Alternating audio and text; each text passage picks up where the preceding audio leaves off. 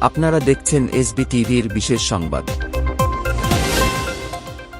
১৭ বছর পর কারামুক্ত সাবেক স্বরাষ্ট্র প্রতিমন্ত্রী লুৎফুজ্জামান বাবর যাচ্ছেন গ্রামের বাড়ি সাজ রবে উচ্ছ্বসিত এলাকাবাসী। দুবারের বেশি প্রধানমন্ত্রী নয়, তৃতীয়বার হতে পারবেন না রাষ্ট্রপতিও, প্রধানমন্ত্রী অবস্থায় কোনো দলের প্রধান হতে পারবেন না, সংস্কার কমিশন।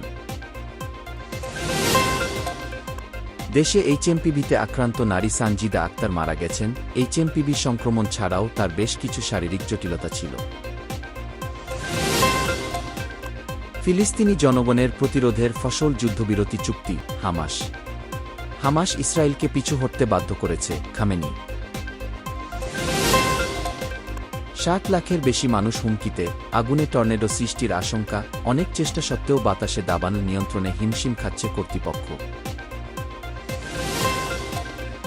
গাজা যুদ্ধবিরতির তার ক্যারিয়ারের অন্যতম কঠিন কাজ উল্লেখ করে চুক্তি সম্পন্ন করতে পারার কৃতিত্ব দাবি বাইডেন।